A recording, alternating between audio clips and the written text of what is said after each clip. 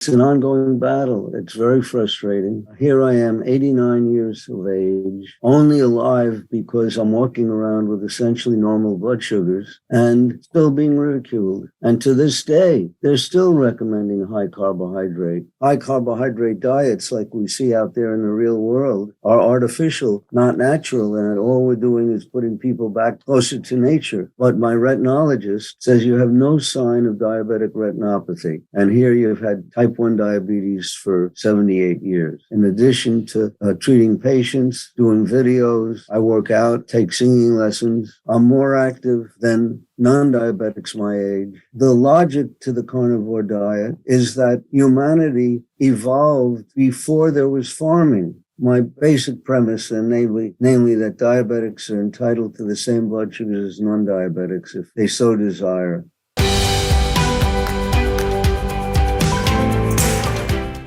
Dr. Bernstein, let me just say, Can you see me? I can see you and hear you. Dr. Bernstein, it is a tremendous pleasure and honor to have you here today. You are truly an icon in the world of diabetes, and the fact that you're making time to spend a little time with our community, that's wonderful.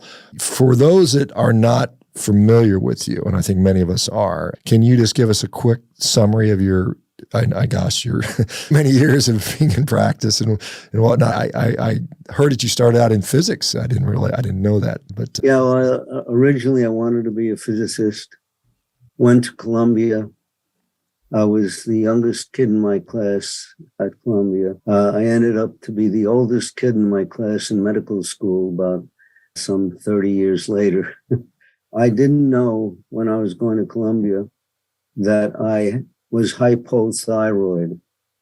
And I slept my way through college, missed exams, barely got by with a B- average, and figured that with such lousy grades and no memory, we now know that hypothyroidism brings with it a dementia where you can't remember things. I just thought I was defective and had no memory.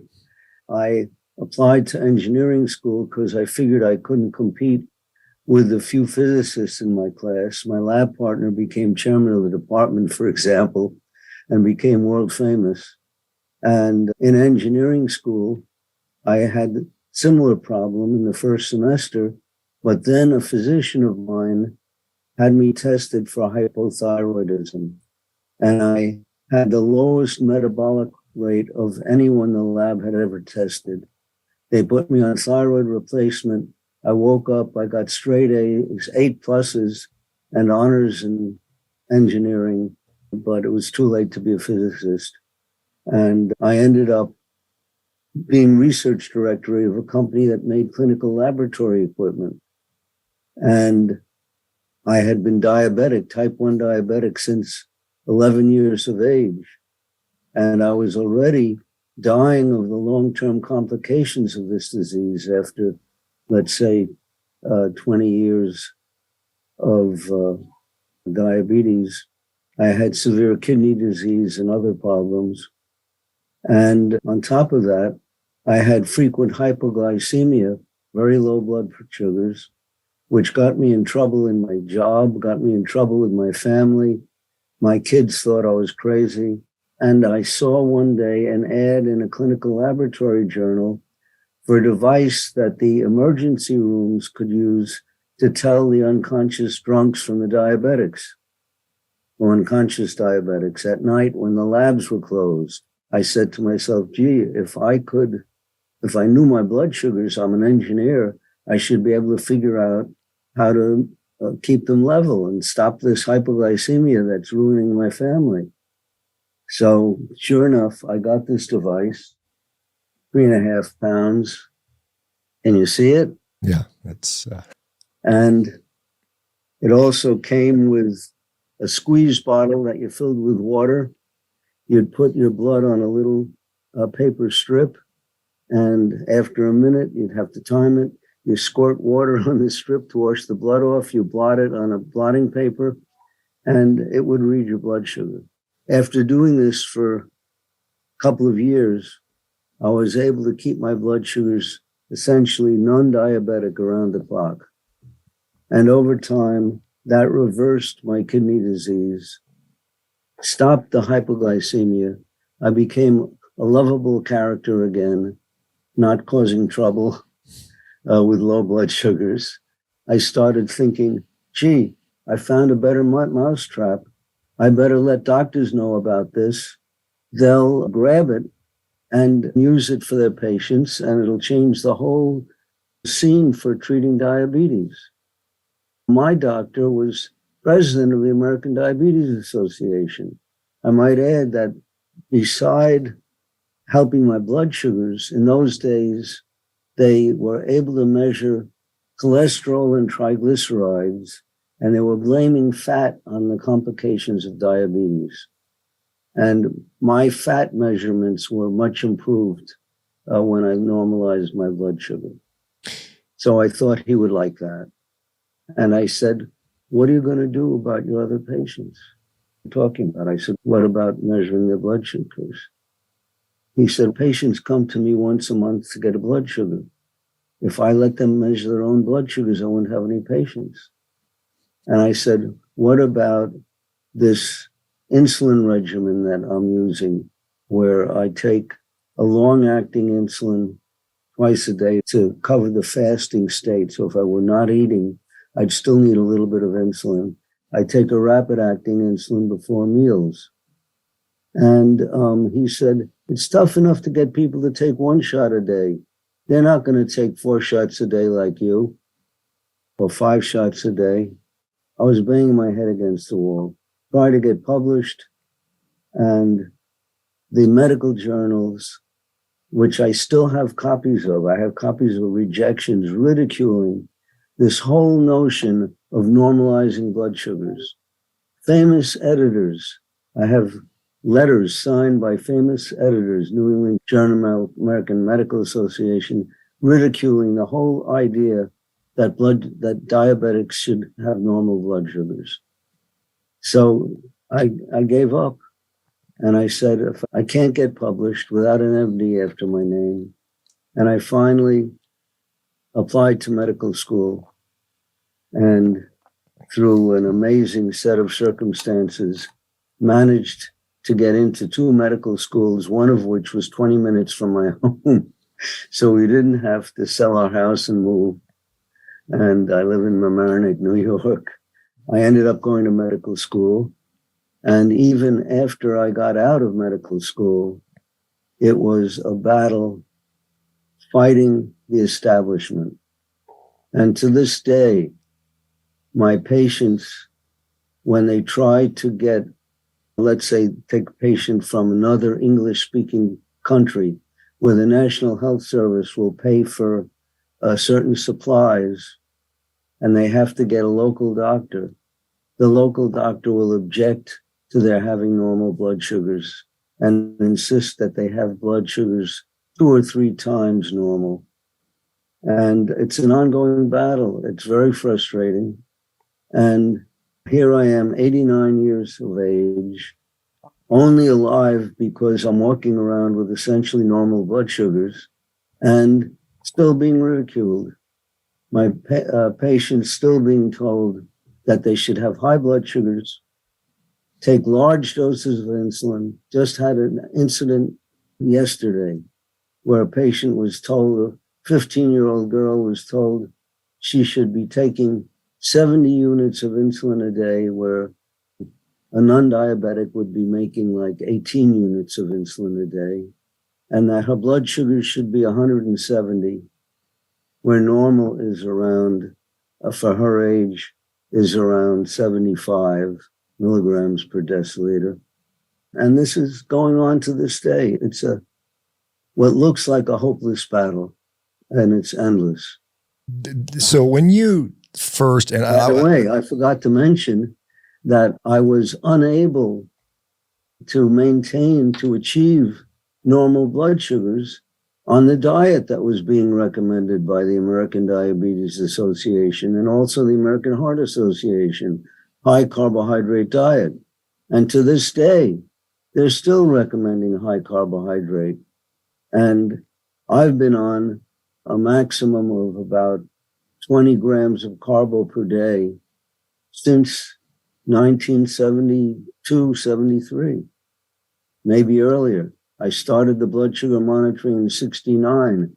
And one of the first things I learned was that a lot of carbohydrate made blood sugar control impossible. If you go back to the days of Jocelyn and some of the other pioneers in diabetes from the early 1900s, early 20th century, I think even at that point, they were thinking that they were including that carbohydrates were a problem. Before the invention of insulin, I think Louis Newberg or somebody was talking about very low carb diets. And what was the decision that led to the recommendation of high carb diets for diabetics? Good question. If you read the writings of Gary Taubes, are you familiar with Gary Taubes? Yes. He wrote a book called The Big Fat Lie, but prior to that, he first wrote a lengthy article that got published in the journal Science, where he gave the history of how these low-fat, high-carbohydrate diets came about, and actually documents the bribery of institutions and researchers by manufacturers of carbohydrate products. And they cited Nestle, they cited General Mills with cereals, and a few other big manufacturers for literally bribing investigators and institutions to draw conclusions from their research that were the opposite of what their research actually demonstrated.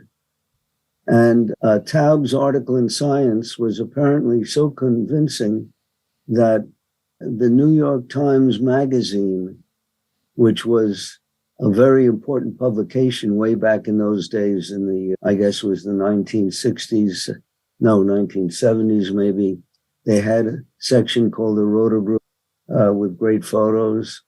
And they published a multi-page article by Gary Taubes, which was, I believe, a copy of the article from Science. And I had that. It's probably still buried in my files. And he goes through the whole history of this. More recently, a couple of investigators backtracked and again published in the journal JAMA, Journal of the American Medical Association, a history of these payoffs that led to this popular misinformation. I saw recently the American College of Physicians is now recommending that, I believe it's type 2 diabetics, it might be type 1s as well, maintain a hemoglobin A1C between 7 and 8%, which is extremely high. What is their justification? They're worried about hypoglycemia, I believe, but why are they doing this? I've had patients who, remember, for many patients, to get their insurance to cover their supplies, they have to have a doctor associated with the insurance company. On the West Coast, there's the major, literally has its own hospitals, its own doctors, and they have to approve the supplies that the patient gets. And the patients ask the doctors, why are you demanding this? And there are two answers that they get. One answer is because that's the guidelines. Guidelines are guidelines and you have to follow them. The other answer is to prevent hypoglycemia. Now, it's interesting that there were several studies that documented the frequency of hypoglycemia versus hemoglobin A1C, which is a measure of the average blood sugar. And what these only a couple of studies, not many, and I can't even cite who did them and when they did them, it was a while back. They found that the people with the highest A1Cs had the most hypoglycemia. And it was probably because they were being given, my guess is that they were probably getting the most carbohydrate and being given the most insulin, which leads to the most unpredictability. So you can't really say that shooting for a high A1C or a high average blood sugar is going to minimize hypoglycemia. Yeah, fair enough. But that's what they're saying. Yeah, as others have pointed out, high levels of insulin often indicate or often associated with overcorrections, and they bottom out, and then they eat a bunch of carbohydrates because they feel hypoglycemic, and then they shoot up high, and it's a vicious roller coaster that they can't get off of. Yeah, the roller coaster effect is very common in type 1 diabetics. And I treat a lot of type 2 diabetics. Usually by the time I see them, they're still not on insulin. They usually come to me with high blood sugars. They're maybe on some oral agents and on high carbohydrate diets. And by the way, the biggest thing you could do to improve their blood sugars is to cut the carbohydrate. Cut it down. Yeah, that's pretty clear. Way down. Dr. Bernstein, you said that you had a 15-year-old gal that was told to take 70 units, and you said that the normal pancreas is going to put out about 18 units. Is that, where's that information come from? And is it? A very good question. I stumbled on this a long time ago when I was first in practice. There was very little information as to how much insulin does a non-diabetic adult make in the course of a day. And a doctor who eventually became a friend of mine named Philip Fehlig had edited a book that cited a study. I don't think he did the study, but it cited a study where they found that a typical non-diabetic made 25 to 35 units of insulin a day. I think it was a person weighing around 150 pounds. And that was the only information I've ever seen with regard to how much insulin a human makes in a day. And I used that as a guideline. Over the years, I did not use it as a guide that this is how much insulin I should give to my patients. What I gave them was what it took to normalize their blood sugars, combined with the diet that I felt would enable them to have steady blood sugars. I've been treating patients with oral agents, insulin. The major thing that they all get is the diet, which is low in carbohydrate. Let me ask you, there was a study that came out several years back called the ACCORD trial, where they looked at intensive glucose management through drug routines, not diet. And they actually had to stop the trial early due to increased cardiovascular disease. So are drugs alone? Go ahead. Wait, stop. The ACCORD trial was retracted.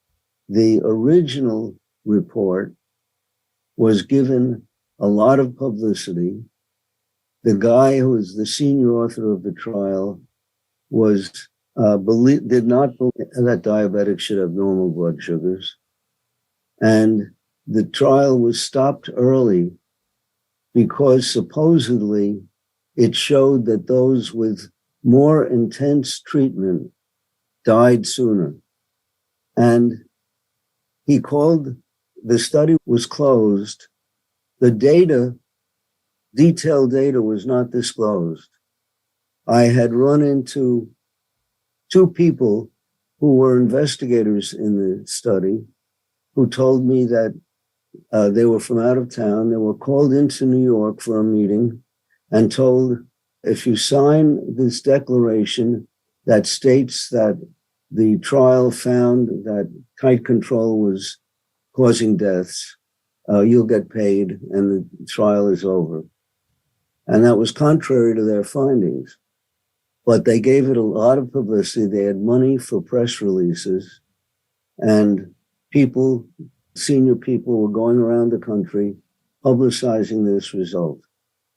About 5 years later, one of the junior investigators under the Freedom of Information Act got hold of the actual data because it was supported by the NIH, by the federal government, and actually looked at the real figures.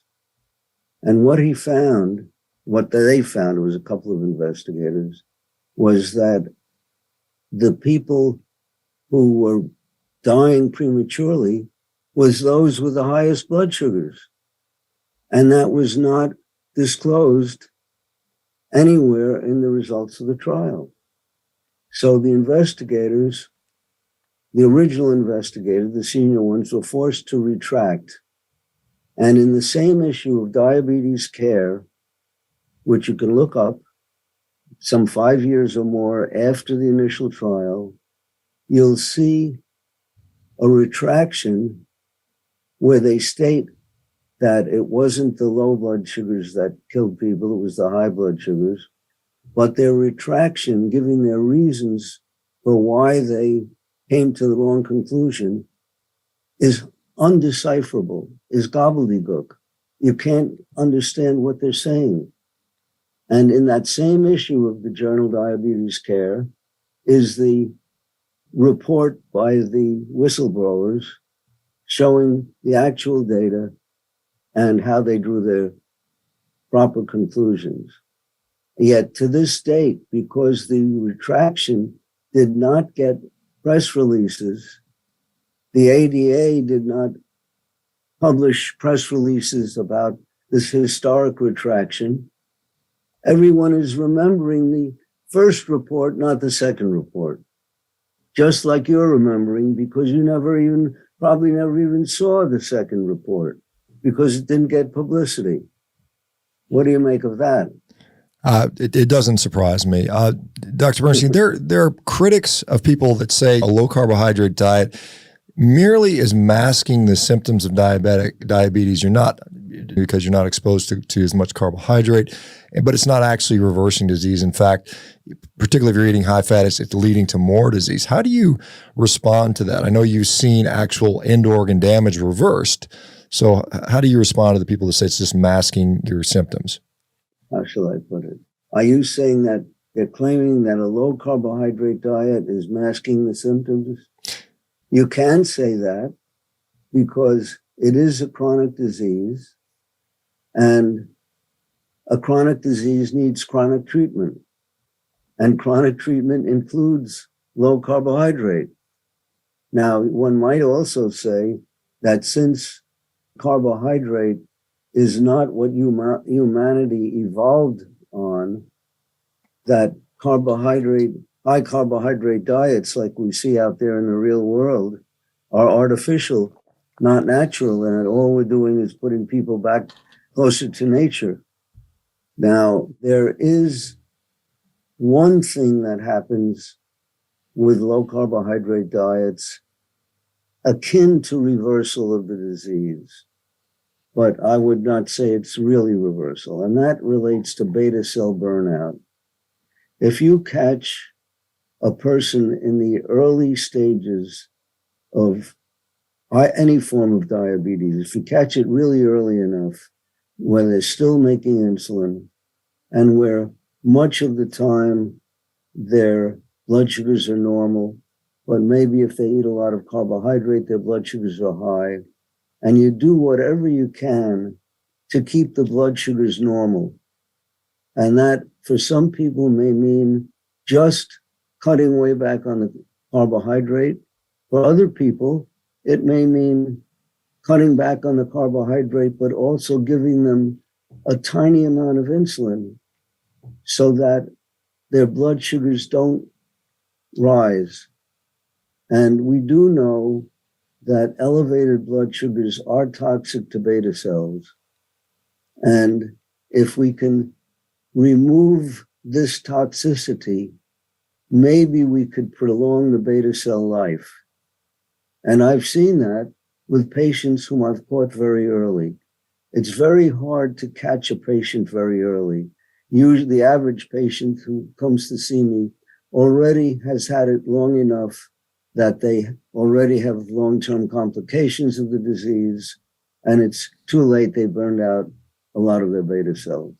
I have a few people that I've caught real early. And for example, there was one lady who I caught at the age of 40. Her family was suspicious because she had a diabetic sister, type 1 diabetic sister.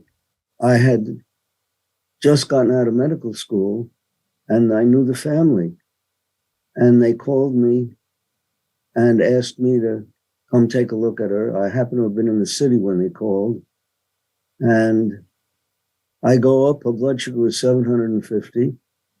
And I immediately put her on a low carbohydrate diet and tiny doses of insulin. We didn't have oral agents in those days, except for sulfonylurea agents, which have their own problems that I wouldn't even think of using for her.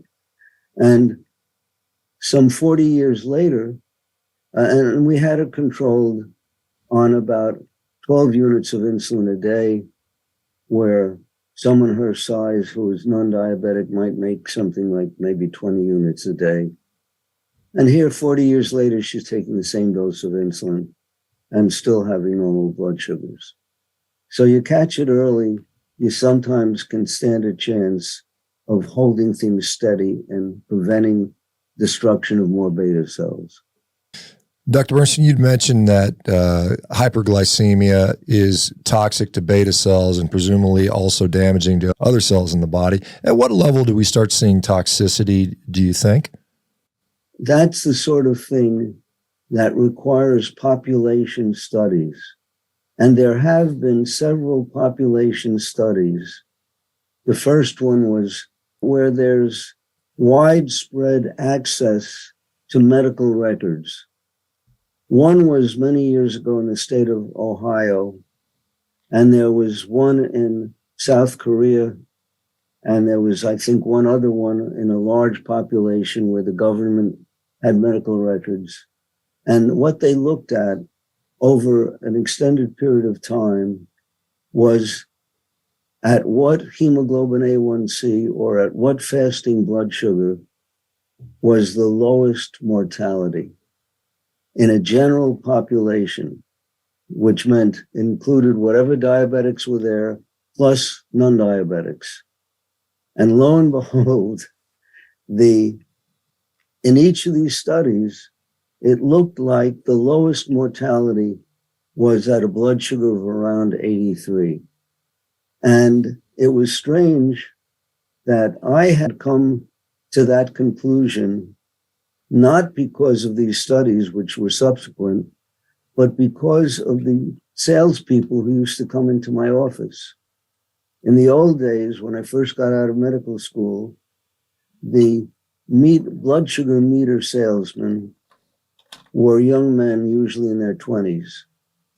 Nowadays, if you get any salesman, they usually would be young ladies. And for a while, they were with short skirts. Now they have longer skirts.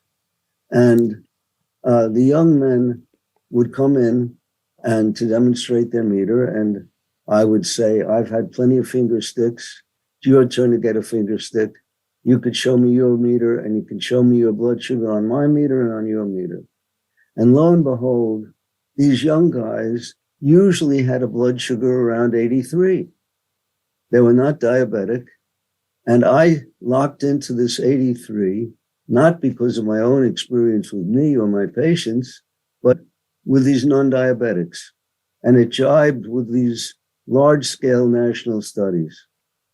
We have a lot of people have access, as I'm sure you're familiar with continuous glucose monitors, and you can minute by minute, you can know what your blood glucose is.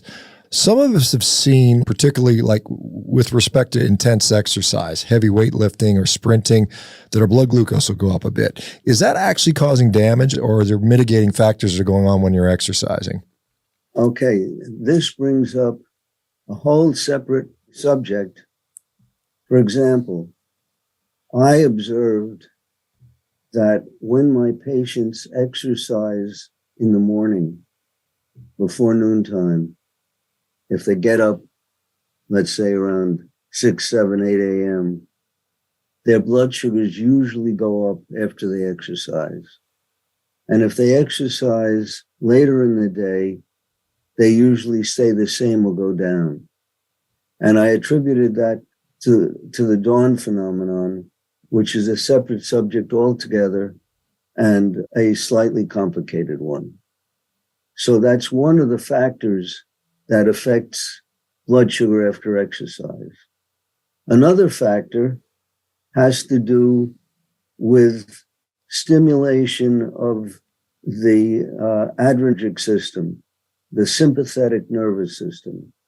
We have two parallel nervous systems, one mediated by adrenaline that tends to raise blood sugar, and the other which tends to stabilize blood sugar, or at least not raise it. Now, I discovered a long time ago that actually the first time I observed this was when my first book came out. I was still in medical school, and there was a meeting of the American Association of Diabetes Educators, and I was asked to make a presentation at their meeting in San Antonio. And I'm waiting outside this conference hall, and it starts getting more and more packed. There was standing room, and I think I'm hypoglycemic, and I checked my blood sugar and it was elevated. I was anxious. I was making adrenaline. I had a tremor. I was shaking. And I subsequently discovered that when I had patients who were performers, their blood sugars would frequently go up during a performance. I even had patients who were teachers, and when they taught a class, especially a college class, their blood sugars would go up. And I then discovered with kids that were on school teams, soccer teams, basketball teams, whatever, that when they had routine practice, their blood sugars would tend to stay the same or go down. But when they were playing a competitive competition with another school, their blood sugars would go up. Why? Because they wanted to win and they were anxious and they were worried. And I actually ended up, after consulting with some prominent pediatricians, whether it would be okay for a kid, I gave them propranolol, which is a beta blocker that blocks the action of adrenaline. Whether I gave them propranolol before a competitive game. We would usually give it about an hour before the game, and their blood sugars wouldn't go up. So there are a lot of factors going on at the same time with regard to exercise. But given that we have this fight or flight response where we have the activation of norepinephrine, and glucagon and cortisol, all those kind of regulatory hormones is part of our physiology, is it abnormal for us to have a rise in glucose during a very stressful situation? And if it is normal, is that at that time harmful to us? Do you feel that that rise is actually harmful, though? If you take a non-diabetic, they make enough insulin that their blood sugar doesn't go up when they make the adrenaline. The non-diabetic can make 3 times as much insulin as he'll ever need in usual situations. So he could even eat some high carbohydrate foods, not a huge amount, but he could eat some and not have a blood sugar elevation. And that certainly enables them to go through stressful situations without high blood sugars. Okay, fair enough. And then as far as you'd mentioned sulfonylureas, you're not a fan of those. Those tend to make the pancreas dump insulin, and in some studies it suggests they're actually toxic to beta cells and accelerate this beta cell burnout, and they're not being used that much anymore. There's some new drugs on the market that you probably are familiar with, particularly things like the GLP-1 agonists that are out there for diabetic control.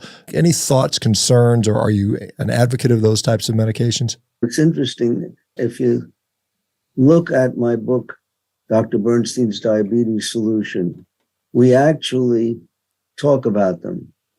And my experience is that the major effect that GLP-1 agonist has on blood sugar is because of the effect on appetite.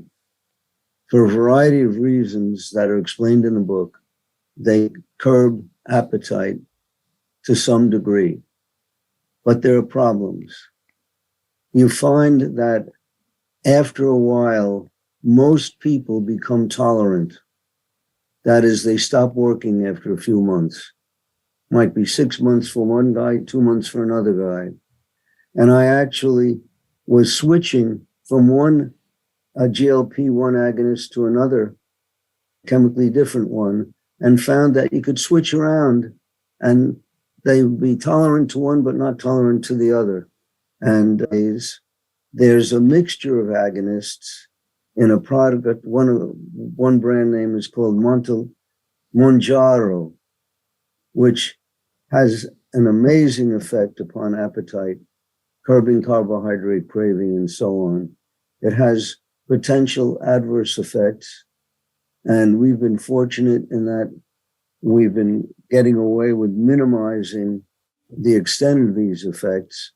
But if you administer these drugs to a patient, you're wise to do certain blood tests periodically to make sure that they're not causing pancreatitis or gallbladder problems and so on, liver problems. So we do a lot of testing, and I've had people lose 100 pounds.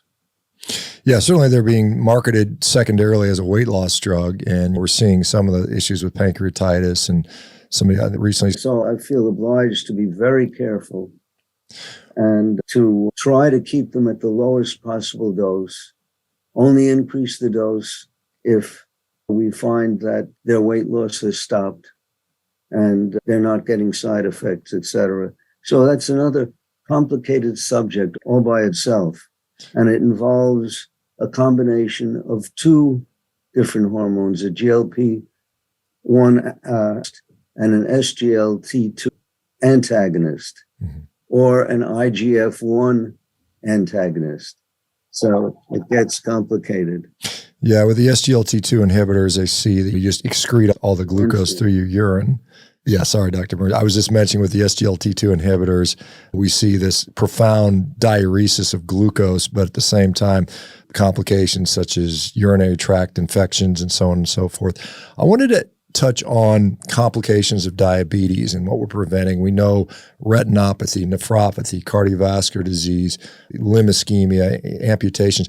How much of that can be mitigated and even reversed in your practice, gastroparesis? I know I've read your book and I've touched on I've seen some of these things. What is the reversibility of these things, and how long does it take, and when is it too far gone? Okay. In my case, it's very hard to make a general statement.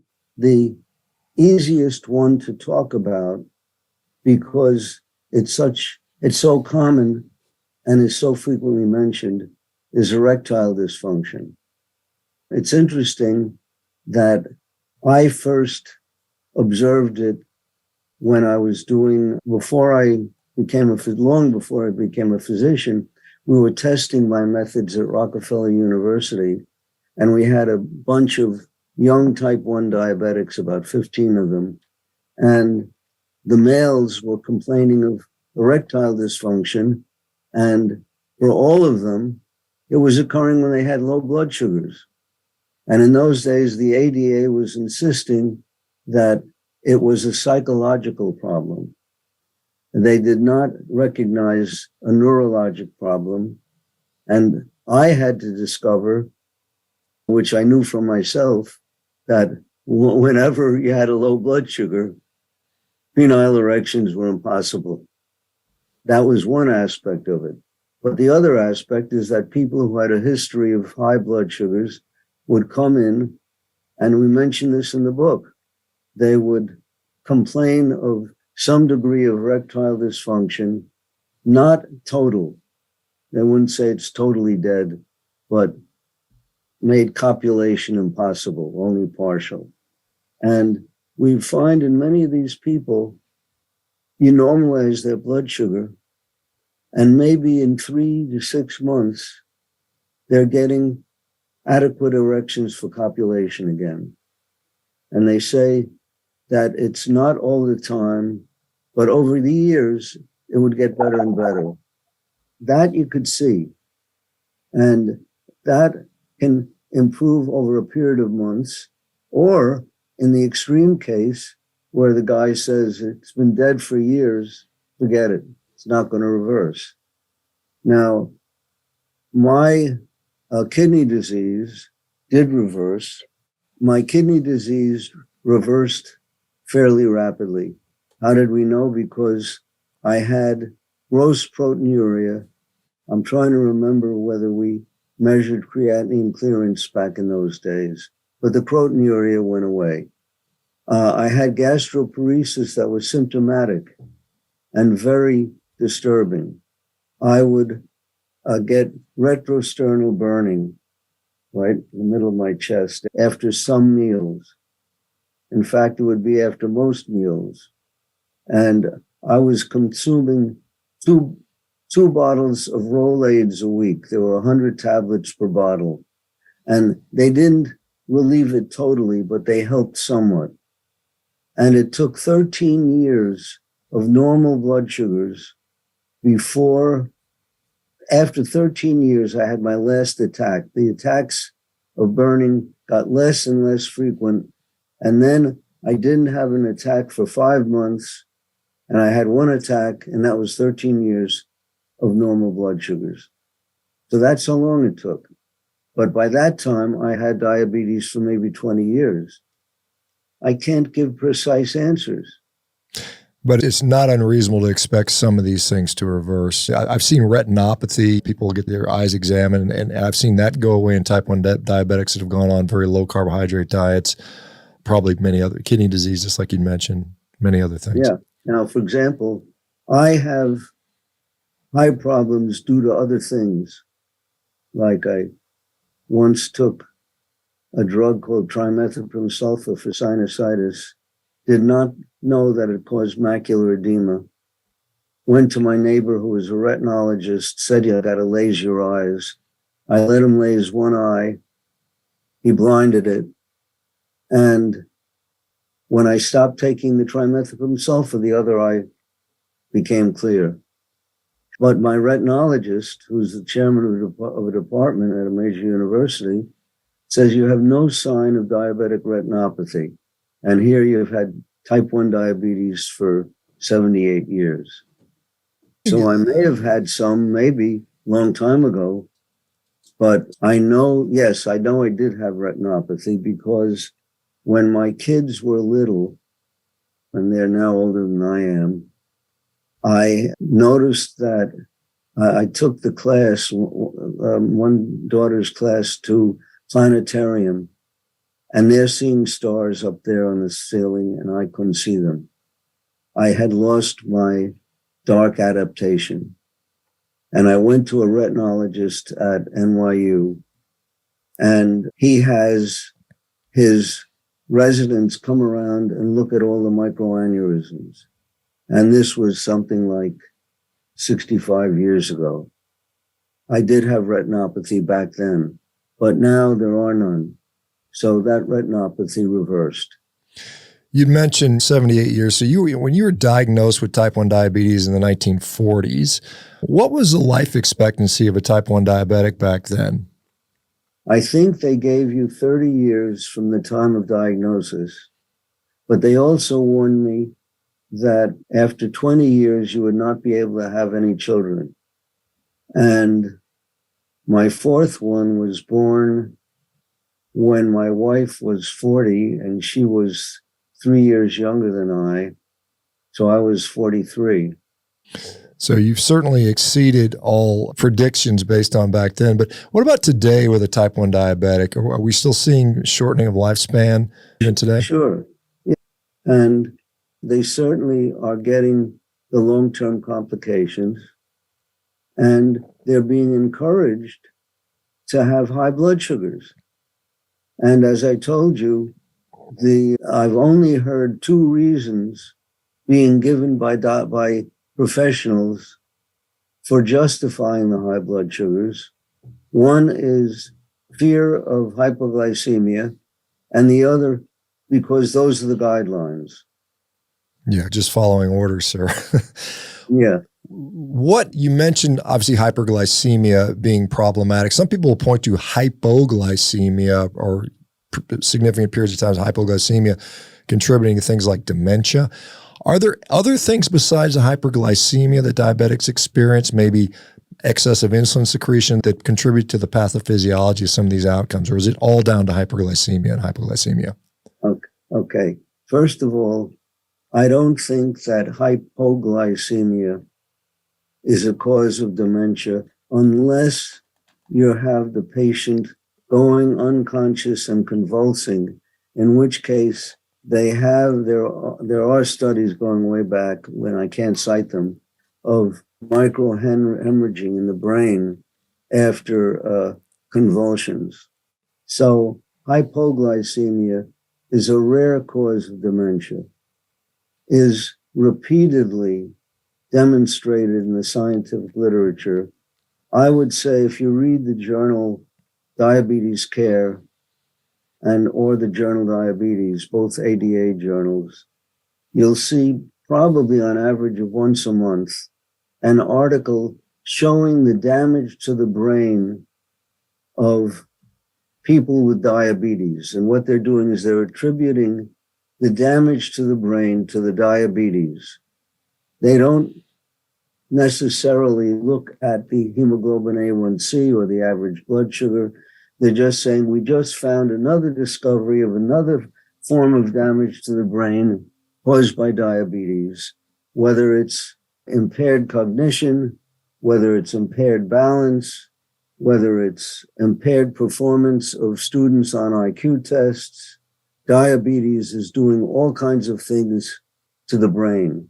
1 month it'll be loss of white matter, another month it'll be loss of gray matter, and there's study after study of diabetes in the brain. When I know that it's the high blood sugars. The diabetics are not walking around with hypoglycemia all the time, with convulsions, or you'd hear about it. You think I'm wrong? No, I don't think you're wrong. I think they're pretty significant. I know we see some people actually calling, particularly Alzheimer's disease, type 3 diabetes, and what there's sort of insulin resistance within the brain happening. And so there's certainly a very clear correlation with diabetics for sure. By the way, we keep talking about how the professionals keep insisting that blood sugar should be high. And I would be glad to debate on your system any healthcare professional who wants to challenge my basic premise, which is that diabetics are entitled to the same blood sugars as non-diabetics if it's attainable. If you wait too long and they have severe gastroparesis, may not be attainable.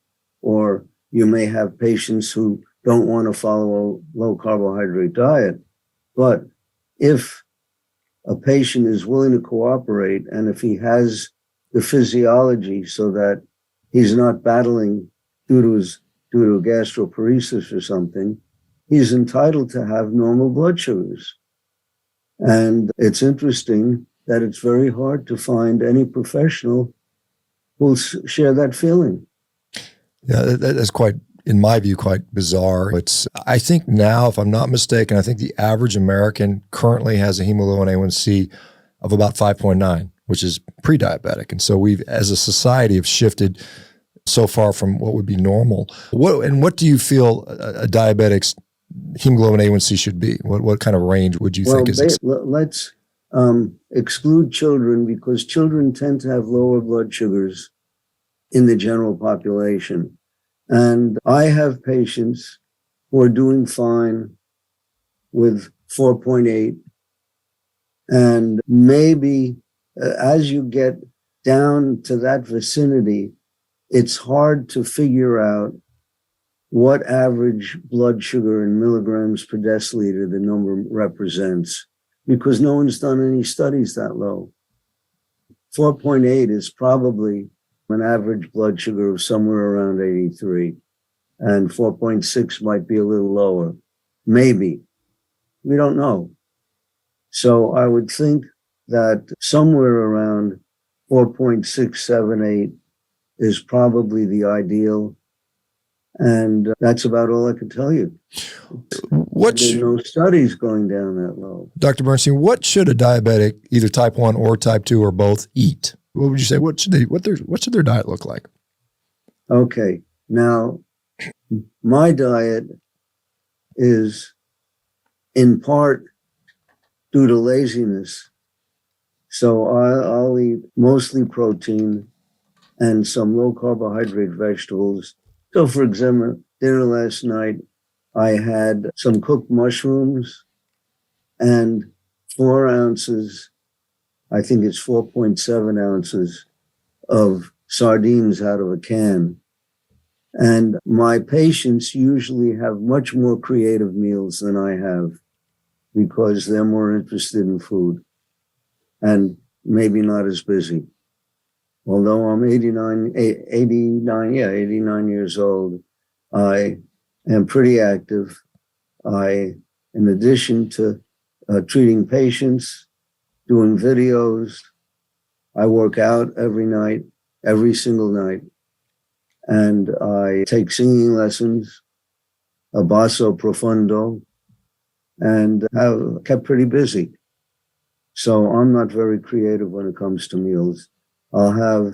Sometimes I'll have a hamburger instead of the sardines. At breakfast, I'll have smoked salmon and cream cheese and a small salad. And that gives you an idea of the sorts of things that I eat. There's a competing philosophy to your low carbohydrate philosophy for diabetics, particularly even among type 1 diabetics. There's a group of, I think they're vegetarian vegan advocates called Mastering Diabetes, in which they recommend a very high carbohydrate diet with extremely low levels of fat. You're looking at less than 5 or 10 grams of fat per day, and they claim that they're able to achieve not normalize A1Cs. I think the A1C is in the mid-6s, and they're able to use less insulin per gram of carbohydrate. What do you feel about that approach?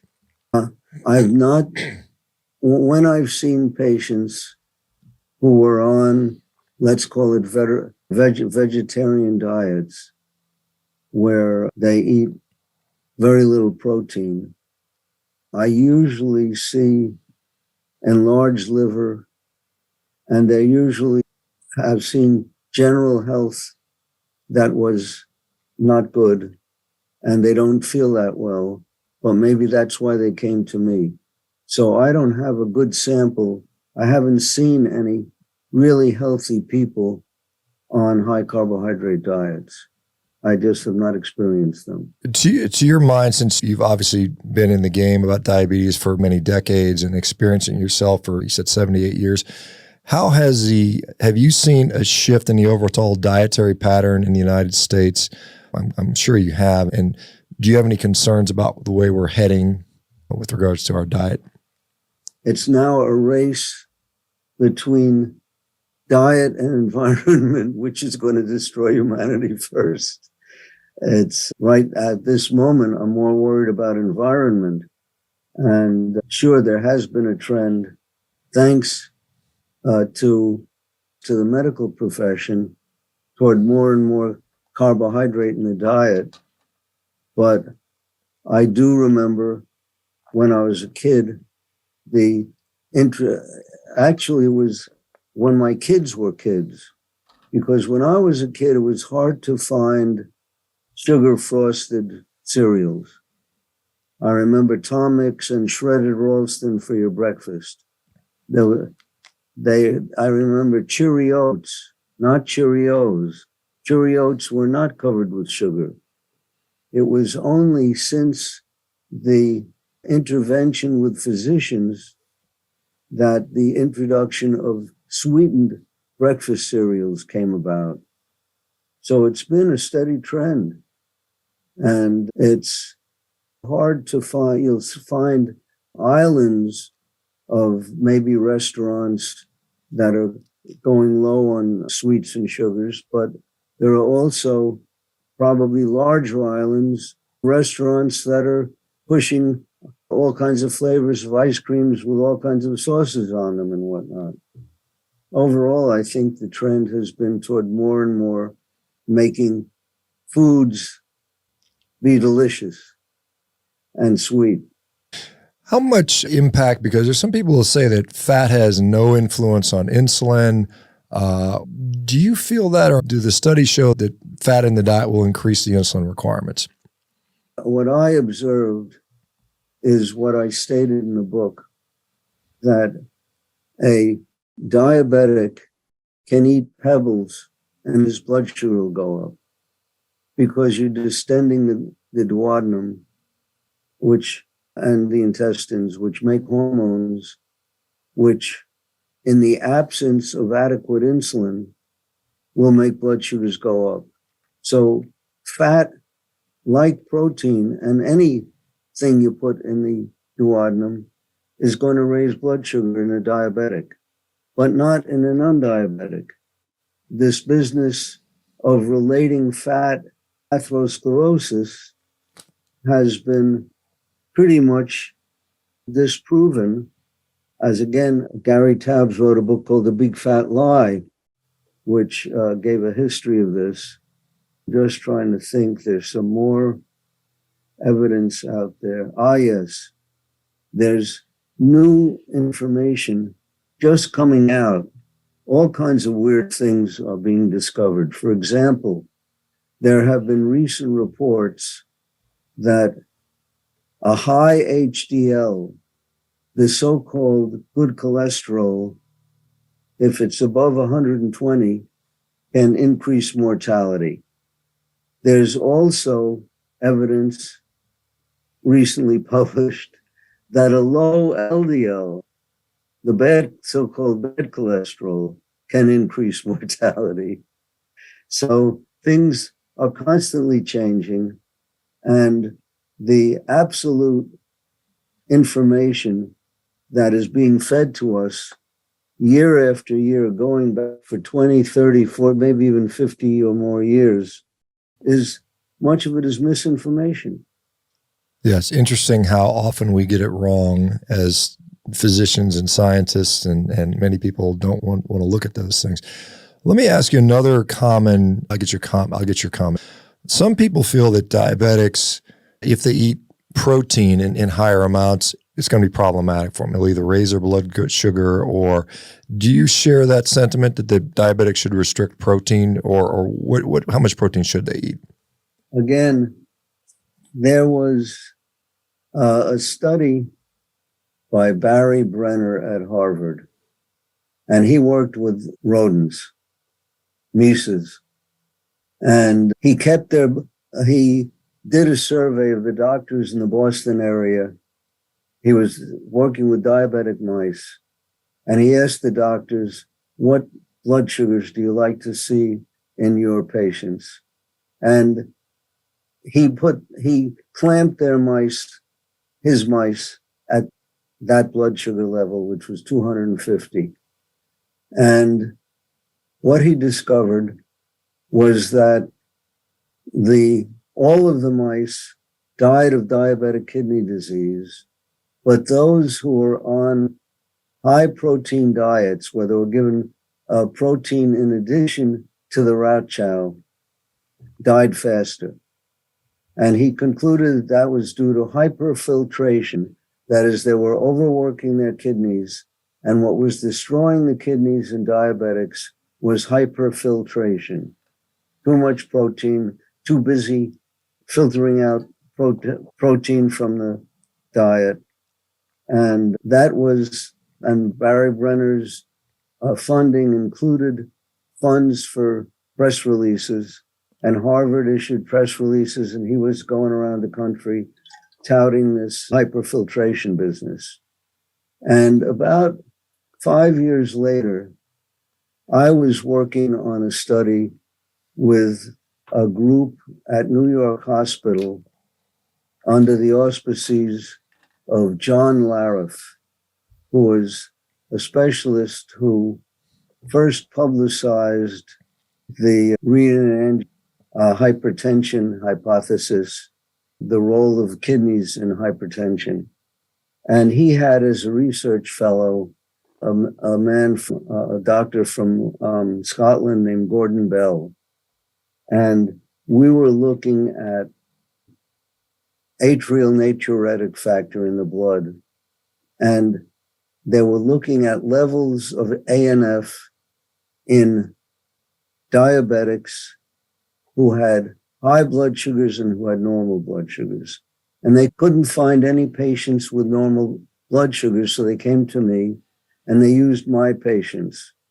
And I would draw the blood, and they would send a messenger up who would take the blood down, and they would test it for ANF. And what they found was that the ANF in diabetics was normal in patients with normal blood sugars and was abnormal in patients with high blood sugars. And he went to Washington to the annual kidney conference to present his paper. And he comes back with abstracts of the meeting where Gordon Bell presented new data with rats where he kept their blood sugars at 90. And none of the rats died of rat kidney disease.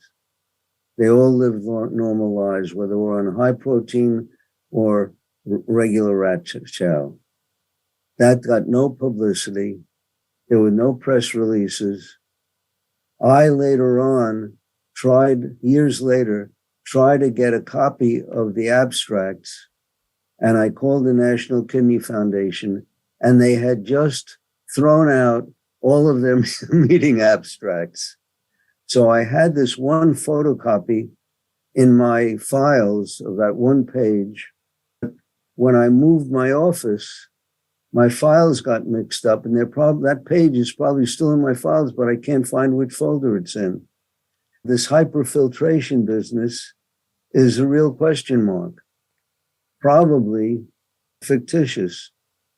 Yeah, there's a long story to answer your simple question. So I think it's safe to say that you're not opposed to diabetics eating decent amounts of protein. Okay. Let me ask you, because obviously your patients and other patients that are pursuing low-carb diets often end up with normalized hemoglobin A1C. They often end up with low rates of complications.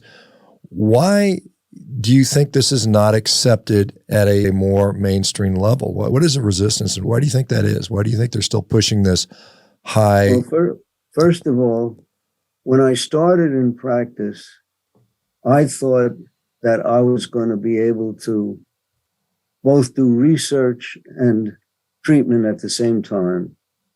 And I ordered a supercomputer, the Apple, what the hell was the name? They had a computer that was announced that was going to do a spreadsheet and was $13,000.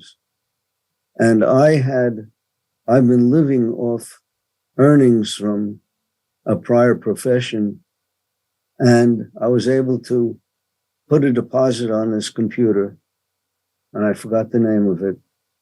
And the local computer store gets it in stock after 9 months after I ordered it, and there's no spreadsheet program. So I refused to take delivery. And I had paid a $2,500 deposit. They kept half of it and wouldn't give it back. So I never ended up with a computer program for tabulating my data.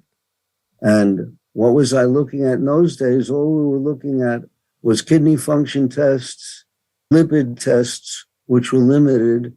I was able to get HDL because I was friendly with an investigator at Einstein, Howie Eder, who was a pioneer in HDL, and triglycerides, cholesterol. And I never computerized any of this.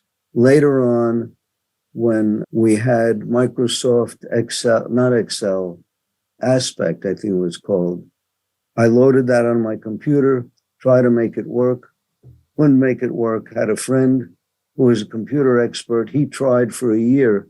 Every weekend, he'd work with me trying to get it to work on my computer. Couldn't make it work. So I never ended up with computerized data on my patients. So I couldn't publish any data. The only thing that ever got published was when a group from Duke University came up here, and I allowed them to go through lab reports where we had put tape over the names of the patients, and they were able to see that my patients had better lipid profiles than their patients. So I've never published, I've never served as a research source. And if I ever did serve as a research source, it would have been a limited number of patients, because how many patients can I see in, let's say, a year and get straightened out over the course of a year? So that's one reason why I haven't had the ammunition. But I've also been fought tooth and nail. I was once pitted against an ADA president by a radio station in his hometown. And in the middle of our discussions, he told the station to cut me off. So I was left with a dead mic. At my own university, where there's a diabetes center, the head of the diabetes center would not allow me to make comments or ask questions at any of they'd have weekly meetings with speakers. And if I try to ask the speaker a question, he would say to the speaker, "Don't answer that question."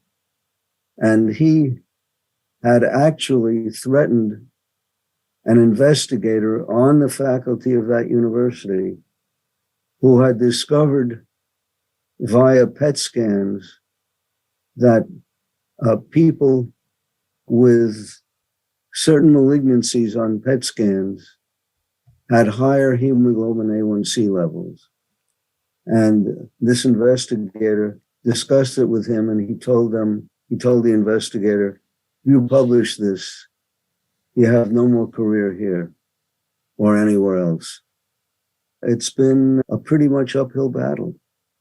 It seems interesting and shocking to hear that, but what is their motivation for telling someone to disregard data that shows higher A1Cs are associated with cancer? Is there what's conceivably behind that, that push? Because the implication is that if you eat less carbohydrate, you'll have a lower A1C.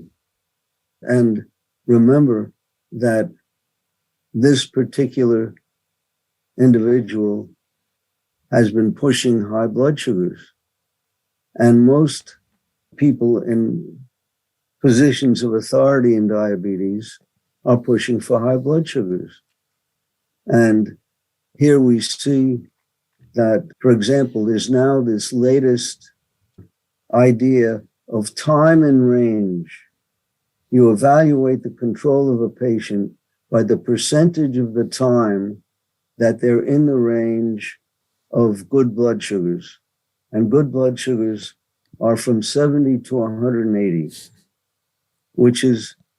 and that applies, by the way, to both children and adults. In fact, children should be higher, 220. They're pushing high blood sugars.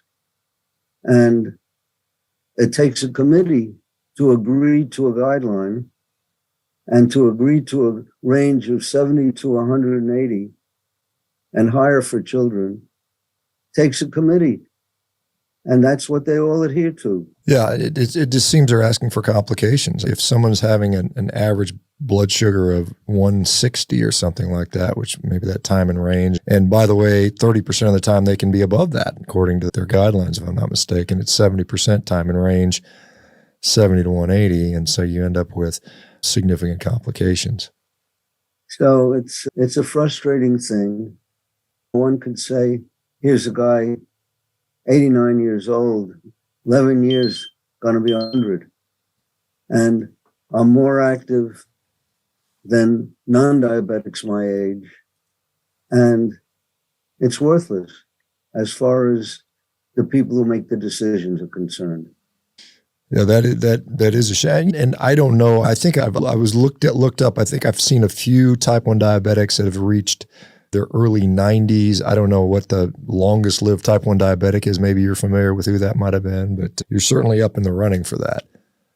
I got the 75-year medal, and next year I qualify for the 80-year. I think the year after next, I qualify for the 80-year medal. And I have listened in on the interviews with other people who got the 75-year medal. And many of them mention what they ate. And many of them on their own discovered low carbohydrate diets. Or they encountered Elliot Jocelyn, just as I did, who advocated low carbohydrate in those days. His descendants, the people who are up there now, are recommending high carbohydrate, but he advocated low carbohydrate. In fact, the first diet soda I got at the Jocelyn Clinic when I was a kid, I was 12 years old. They actually got someone to make diet soda pop with saccharin as the sweetener. And it was the only. Do you feel that there's any progress being made towards low carb? I remember, I think the past ADA president, I believe her name was Tracy Brown, a physician, was actually advocating for a low carb diet, but she was then removed as the president of the ADA. Do you see any inroads being made? No, I don't think she was a physician. Okay. She was a type 2 diabetic. I believe that the ADA, which their board of governors, as you might call them, were like the Supreme Court, a bunch of guys in robes, and they needed a token woman and a token black person and a token diabetic. And that's what they recruited. And then I believe they subsequently recruited someone else when she left. So the whole ball game is a sham. Yeah, I wonder if her advocacy, or at least acknowledgement of the efficacy of a low carb diet, had something to do with that removal, perhaps. I don't know. I'm speculating. There are other aspects of phoniness that relate to products on the market and claims that are allowed for products that may not even be appropriate for diabetics, such as the sulfonylureas. Yeah, I think they're coming out of favor. I guess they're still prescribed, glipizide. As I recall, a recent study showed that they're number 2 after metformin. Interesting. I know they're very cheap, and maybe that's why they're still prescribed. But I've not heard good things about sulfonylurea. They're basically that they push the beta cells to make more insulin, and what the manufacturers point out is that they work for about 2 to 4 years, but they don't say it's because they burn out the beta cells by overworking them. Yeah, and that apparently seems to be what's happening. Basically, what you're doing is making the diabetes worse. Let me get your opinion on this. Is sort of a controversial topic. A lot of people are using a quote unquote carnivore diet, just eating a bunch of meat. I didn't hear you. Sorry, Dr. Bernstein. Just your opinion on this newer trend. A lot of people are using the so-called carnivore diet, where they're just eating a bunch of meat and eggs and fish. Carnivore. Yeah, okay. They're eschewing fruits and vegetables. How do you feel that would impact diabetes? Do you have any thoughts on that? I haven't had. I've had a few patients who have tried it briefly and then come around bringing vegetables back in. So I cannot comment on the long-term effects. My gut feeling is that you may need some vegetables in the mix, but the logic to the carnivore diet is that humanity evolved before there was farming. And what vegetables available? Well, there were some parts of the world where maybe there were fruits or maybe berries or things that you could eat, maybe roots. But it seems likely that people ate mostly flesh. And to me, it's an open question. For myself, I figure it's probably safest to incorporate some vegetables. But it's a question. I'm not certain.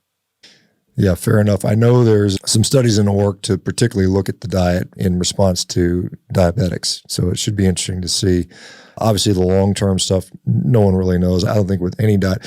There's people. Now, I was of the impression that you were advocating a carnivore diet. I do. Okay. And again, I just don't have the evidence one way or another. I can sit, and from another point of view, I don't like the idea of killing higher animals, but I don't see nowadays any options. I know it's now becoming possible to grow cells independently of a creature and maybe make synthetic meat, and that would be great. But right now, we got enough problems just dealing with the environment. So if it were possible to grow cells and make artificial meat, that might be a real nice solution. But it's beyond us right now. Yeah, there's some potential issues with them actually being more environmentally intensive with the cell-cultured meats, at least some of the new studies. Let me ask Dr. Bernstein, you've been on a low-carbohydrate diet at least, I don't know, since the 1970s, at least maybe before that. People say low carbohydrates are not sustainable. That's one of the biggest criticisms. It's not sustainable. What are your, obviously your existence would. That's pretty nonsense. That's a statement by someone who's never tried it or who never tried it on a patient. Yeah, absolutely. And your existence, you're just doing this interview proves that you can do it for indefinitely. And my patients are grateful because most of them, the type 1s have been through the roller coaster. The type 2s have experienced chronically high blood sugars, feeling chronically tired or thirsty and so on and so forth. And many of them have experienced the complications of diabetes. So they're grateful for being out of the line of fire. I don't know if you deal with this much or have any thoughts on this, but there's this concept of people with food addiction where people are addicted to sugar or addicted to ultra-processed foods. Do you contend with that much with your patients? And if so, how do you deal with that? That's where I use the Mounjaro. Now, for some people, just by putting them on a low carbohydrate diet and getting them to control themselves for a few weeks, you find that the desire goes away. I've seen that happening for years.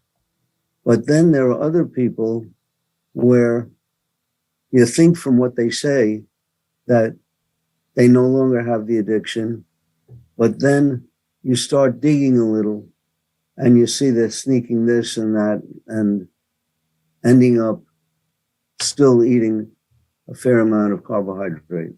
And those are the people where Mounjaro works. One last thing, Dr. Bernstein, I know you're quite busy, but you mentioned you exercise every night. How important is exercise to our health, to diabetes management, to longevity? Do you feel that is an essential component? Everybody should be doing that. I think that it's important for everybody. And although it's especially valuable for type 2 diabetics because by building muscle mass, you lower insulin resistance, and the insulin resistance of type 2 is the hallmark of type 2 diabetes. But with type 1, it improves self-image. And when people feel better about themselves and how they look and how they feel, they're more likely to comply with the other aspects of the treatment.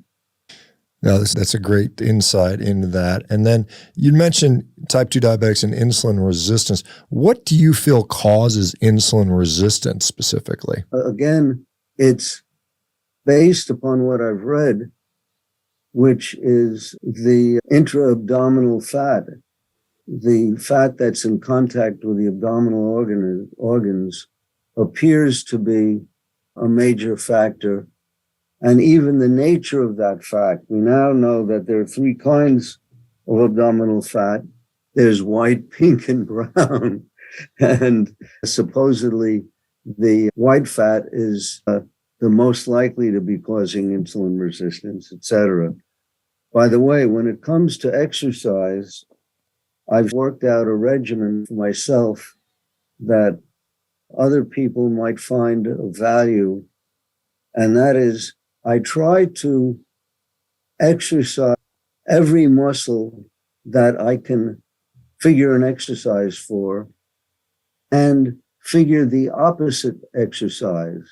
That is, let's say that I have an exercise for wrist extension where I'm holding a bar with the weight on it and going like this. I'll also do another exercise, wrist flexion. And I won't do one after the other. I'll separate them by a totally different exercise so that doing this won't tire me for when I do this.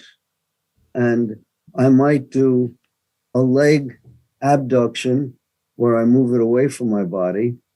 And then I'll do with a weight attached to it or connected to it. And then I'll do an adduction where I move it leg toward my body. Many of the exercises I do in pairs, and I have a list of about 40 exercises that I do, about 10 exercises a night. So in 4 nights, I've completed 40 different exercises, and it's looking at many different muscle groups. Yeah, so the concept of using antagonist muscle groups is, I think that's a pretty solid concept. Dr. Bernstein, you're 89 years of age. When are you going to retire? Are you going to retire anytime soon? Right now, I'm not planning to. We are contemplating the possibility of doing something like what you're doing with ongoing broadcasts answering questions. But I still get, as you heard the phone ringing, these are people, for the most part, who are trying to set up appointments. I have a lady who books them, but she right now is down with COVID. Kept pretty busy, was not planning to retire. Let's hope that I don't get hit with something. I already got hit with long COVID syndrome, which has the potential for being disabling. I'm surviving that and still very active. That's good to hear, and I hope you can work as long as you want to, and maybe another 10 years. Maybe you'll be 100 and you're still seeing patients. My fingers crossed. Dr. Bernstein, thank you so much for taking the time, and thank you for your expertise and doing all you've done over the years. I've read your book, The Diabetes Solution. I think it's a wonderful book. I hope other people that are diabetics take an interest in that. And is there anything else you'd like to say before you go, Dr. Bernstein? I'll just repeat my basic premise, and namely that diabetics are entitled to the same blood sugars as non-diabetics if they so desire. And it's possible for many of them. Yeah, absolutely. Thank you, Dr. Bernstein. The rest of you guys, thanks for staying around. Thanks, Dr. Bernstein. Thanks, Dr. Shawn. Okay. Good to be with you. Okay. Bye-bye now. Good luck.